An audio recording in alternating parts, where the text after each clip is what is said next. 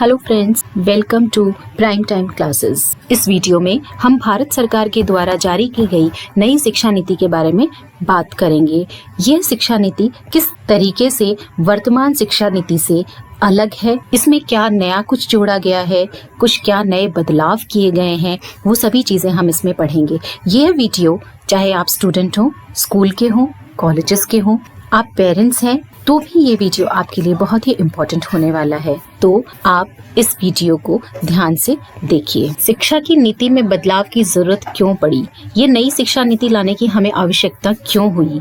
बदलते वक्त की जरूरतों को पूरा करने के लिए, शिक्षा की गुणवत्ता को बढ़ाने के लिए, इनोवेशन और रिसर्च को बढ़ावा देने और देश को ज्ञान का सुपर पावर बनाने के लिए नई शिक्षा की जरूरत है। अभी देश में जो शिक्षा नीति चल रही है वो 1986 में राजीव गांधी सरकार के द्वारा लागू की गई थी और उसके बाद 1992 में इसमें थोड़ा बदलाव किया गया, लेकिन वो सिस्टम अब मोदी सरकार ने बदल दी है। मानव संसाधन विकास मंत्रालय अब बन गया है शिक्षा मंत्रालय। मानव संसाधन मंत्रालय का नाम बदलकर शिक्षा मंत्रालय कर दिया गया है। अब एचआरडी मंत्री को शिक्षा मंत्री कहा जाएगा। जब देश आजाद हुआ तब से लेकर 1985 तक शिक्षा मंत्री और शिक्षा मंत्रालय ही हुआ करता था, लेकिन फिर राजीव गांधी सरकार ने इसका नाम बदलकर मानव संसाधन मंत्रालय कर दिया था। इस नाम को लेकर आरएस से जुड़े संगठन भारतीय शिक्षण मंडल ने आपत्ति जताई थी और साल 2018 के अधिवेशन में इस नाम को बदलने की मांग उठाई गई थी। दलीलें ये थी कि मानव को संसाधन नहीं माना जा सकता, ये भारतीय मूल्यों के खिलाफ है। इस नीति से क्या क्या बदलेगा? इस नीति से स्कूलों में क्या बदलाव होगा? अब हमारी स्कूली सिस्टम 10+2 है, यानी 10वीं तक सारे सब्जेक्ट और 11वीं में स्ट्रीम तय करनी होती है। नई सिस्टम को 5+3+3+4 बताया गया है। इसका मतलब इसमें स्कूल के आखिरी 4 साल यानी 9वीं से लेकर 12वीं तक एक समान पढ़ाया जाएगा या एक समान माना जाएगा, जिसमें सब्जेक्ट गहराई से पढ़ाए जाएंगे, लेकिन स्ट्रीम चुनने की जरूरत नहीं होगी। मल्टी स्ट्रीम पढ़ाई होगी। फिजिक्स वाले स्टूडेंट्स चाहे तो हिस्ट्री भी पढ़ पाएंगे या और कोई एक्स्ट्रा करिकुलम एक्टिविटी जैसे म्यूजिक या कोई गेम हो, उसे भी वो एक सब्जेक्ट की तरह शामिल कर सकते हैं। ऐसी रुचि वाले विषयों को एक्स्ट्रा नहीं माना जाएगा। सभी बच्चे 3, 5 और 8 की स्कूली परीक्षा देंगे। ग्रेड 10 और 12 के लिए बोर्ड परीक्षा जारी रखी जाएगी, लेकिन इसको नया स्वरूप दिया जाएगा। एक नया राष्ट्रीय आंकलन केंद्र परख स्थापित किया जाएगा। कक्षा 1 से 3 तक के बच्चों को यानी 6 से 9 साल के बच्चों को लिखना पढ़ना आ जाए, इस पर खास जोर दिया जाएगा। इसके लिए नेशनल मिशन शुरू किया जाएगा। 3 से 6 साल के बच्चों का अलग से पाठ्यक्रम तय होगा, जिसमें उन्हें खेल के तरीकों से ही पढ़ना सिखाया जाएगा। इसके लिए टीचर्स को भी अलग से ट्रेनिंग दी जाएगी। कक्षा 6 से ही बच्चों को वोकेशनल कोर्सेज पढ़ाए जाएंगे, यानी जिसमें बच्चे कोई स्किल सीख पाएं, कुछ नई अपनी स्किल्स को इम्प्रूव करवाएं। बकायदा बच्चों की इंटर्नशिप भी होगी, जिसमें वो किसी कारपेंटर के यहाँ हो सकती है या लॉन्ड्री की हो सकती है। इसके अलावा 6ठी क्लास से ही बच्चों की प्रोजेक्ट बेस्ड लर्निंग होगी और कोडिंग भी सिखाई जाएगी। स्कूलों के सिलेबस में बदलाव किया जाएगा। नए सिरे से पाठ्यक्रम तैयार किए जाएंगे और वो पूरे देश में एक जैसे होंगे। जोर इस पर दिया जाएगा कि कम से कम 5वीं कक्षा तक के बच्चों को उनकी मातृभाषा या क्षेत्रीय भाषा में ही पढ़ाया जा सके। बोर्ड की परीक्षाओं का अहमियत घटाने की बात है। साल में 2 बार बोर्ड की परीक्षाएं कराई जाएंगी और बोर्ड की परीक्षाओं में ऑब्जेक्टिव टाइप क्वेश्चन पेपर भी होंगे। बच्चों के रिपोर्ट कार्ड में मूल्यांकन सिर्फ टीचर ही नहीं लिख पाएगा। एक कॉलम में बच्चा खुद भी अपना मूल्यांकन करेगा और अपने सहपाठी को भी मूल्यांकन करने के लिए देगा। लेकिन अभी तक क्या हो रहा है, सिर्फ टीचर ही उसकी प्रोग्रेस रिपोर्ट तैयार करता है, पर अब ऐसा नहीं होगा। स्कूल के बाद कॉलेज में दाखिल लेने के लिए एक कॉमन एंट्रेंस एग्जाम होगा। इसके लिए नेशनल असेसमेंट सेंटर बनाए जाने की बात कही जा रही है। शिक्षकों को प्रभावी और पारदर्शी प्रक्रिया के जरिए भर्ती किया जाएगा। प्रमोशन योग्यता के आधार पर होगा।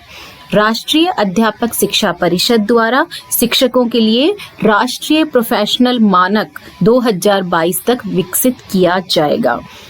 इस नीति के जरिए 2030 तक 100% युवा और प्रौढ़ साक्षरता के लक्ष्य को प्राप्त करना है। अब जीडीपी का 6% शिक्षा पर खर्च होगा, जो कि अभी तक 4.3% के आसपास ही होता है। और हम आगे डिस्कस करते हैं कि मल्टीपल एंट्री एवं एग्जिट भी इसमें शामिल किया गया है। अब ये मल्टीपल एंट्री और मल्टीपल एग्जिट क्या है? इसका मतलब ये है कि मान लीजिए किसी ने बीटेक में एडमिशन लिया और 2 सेमेस्टर के बाद उसका मन उस सब्जेक्ट को पढ़ने में नहीं लगा, या वो आगे उसको कैरी फॉरवर्ड नहीं कर सकता, या उसे आगे नहीं पढ़ सकता, लेकिन वो आगे किसी दूसरे विषय में पढ़ना चाहता है, तो उसका साल खराब नहीं होगा। 1 साल के आधार पर ही उसको सर्टिफिकेट मिलेगा, 2 साल के पढ़ने पर डिप्लोमा मिलेगा और कोर्स पूरा करने पर डिग्री मिलेगी। अभी तक क्या होता था, पूरा जब तक वो 3 साल तक बीटेक नहीं करे, 4 साल की बीटेक नहीं करेगा, तब तक उसको कोई भी डिग्री नहीं मिलेगी। अगर वो बीच में अपना छोड़ देता है पढ़ाई, तो आगे उसको वापस नए सिरे से पढ़ना पड़ता है। पर अब इस नई शिक्षा नीति में ऐसा नहीं होगा। आपने 1 साल पढ़ाई करी तो आपको 1 साल का सर्टिफिकेट मिल जाएगा, आपने 2 साल पढ़ाई करी तो 2 साल का डिप्लोमा मिल जाएगा, और अगर आपने 3 साल उस कोर्स को पूरा कर लिया तो आपको डिग्री मिल जाएगी। इस तरह की व्यवस्था इस नीति में की गई है। और कहीं और भी एडमिशन लेने के लिए ये जो रिकॉर्ड है उसे कंसिडर किया जाएगा। इसे सरकार की पॉलिसी में क्रेडिट ट्रांसफर कहा गया है। आपका कोर्स पूरा नहीं किया, लेकिन जितना भी किया उसका क्रेडिट आपको मिल जाएगा। इस नई शिक्षा नीति में ग्रेजुएशन लेवल पर क्या किया गया है? अभी बीए, पीएससी जैसे ग्रेजुएशन कोर्स 3 साल के होते हैं, पर अब नई शिक्षा नीति में इसके 2 विकल्प होंगे। जो छात्र नौकरी के लिहाज से पढ़ रहे हैं उन्हें 3 साल का ग्रेजुएशन का कोर्स करना होगा, और जो छात्र आगे विषय में रिसर्च करना चाहते हैं उनके लिए 4 साल का ग्रेजुएशन होगा, फिर 1 साल का पोस्ट ग्रेजुएशन और 4 साल की पीएचडी। एमफिल की जरूरत भी नहीं रहेगी, एमफिल का कोर्स भी खत्म कर दिया गया है। मल्टी डिसिप्लिनरी एजुकेशन होगी। इसका क्या मतलब है? यानी कि कोई भी स्ट्रीम नहीं होगी। अभी हम क्या पढ़ रहे हैं, हम 11th में क्या करते हैं, अपना सब्जेक्ट चुन लेते हैं, हम आर्ट्स में लेंगे, कॉमर्स में लेंगे या साइंस में लेंगे। पर अब इस नीति के तहत ऐसा नहीं होगा, हम इन सभी के सब्जेक्ट्स को मिलाकर पढ़ सकते हैं। कोई भी मन चाहे सब्जेक्ट को चुन सकता है। यानी अगर कोई फिजिक्स में ग्रेजुएशन करना चाह रहा है और उसकी रुचि म्यूजिक में है तो वह म्यूजिक को भी साथ में पढ़ सकता है। आर्ट्स और साइंस वाला मैटर अलग अलग नहीं रखा गया है, हालांकि इसमें मेजर और माइनर सब्जेक्ट्स की व्यवस्था लागू की जाएगी। कॉलेजों और ग्रेडेड ऑटोनॉमी होगी। अभी एक यूनिवर्सिटी से अफिलिएटेड कई कॉलेज होते हैं जिनकी परीक्षाएं यूनिवर्सिटी करवाती है। अब कॉलेज को भी स्वायत्तता दी जाएगी। उच्च शिक्षा के लिए सिंगल रेगुलेटरी बनाया जाएगा, जैसे अभी यूजीसी, एआईसीटीई जैसी कई संस्थाएं हायर एजुकेशन के लिए हैं। अब सबको मिलाकर एक ही रेगुलेटरी एक्ट बना दिया जाएगा। मेडिकल और लॉ की पढ़ाई के अलावा सभी प्रकार की उच्च शिक्षाओं के लिए एक सिंगल रेगुलेटरी बॉडी भारतीय उच्च शिक्षा आयोग का गठन किया गया है। देश भर की हर यूनिवर्सिटी के लिए शिक्षा के मानक एक समान होंगे, यानी अलग अलग यूनिवर्सिटीज, अलग अलग कोर्सेज, अलग अलग कुछ नहीं, सब कुछ एक के अंडर ही होगा।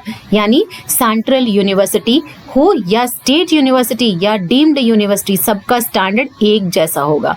ऐसा नहीं होगा कि बिहार के किसी यूनिवर्सिटी में अलग तरह की पढ़ाई हो रही है और डीओ के कॉलेज में कुछ और अलग पढ़ाया जा रहा है, और किसी और प्राइवेट कॉलेज में कितनी भी अधिकतम फीस ली जा सकती है। इसके लिए भी एक फी कैप होगी, यानी कोर्स सेम, फीस भी सेंट्रल यूनिवर्सिटी डिसाइड करेगी, कोई भी अपनी मनमानी से नहीं कर पाएगा।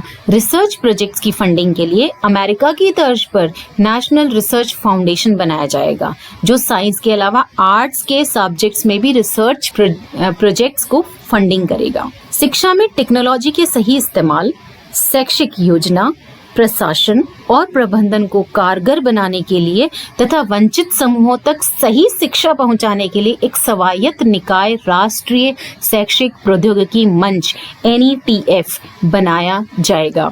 विश्व की टॉप यूनिवर्सिटीज को देश में अपने कैंपस खोलने की अनुमति दी जाएगी। सो फ्रेंड्स, ये था हमारा वीडियो जो नई शिक्षा नीति पर आधारित था। आपको ये वीडियो कैसा लगा कमेंट में जरूर लिखिएगा। अगर आपको ये वीडियो पसंद आया है तो लाइक और सब्सक्राइब जरूर कीजिए। Thank you.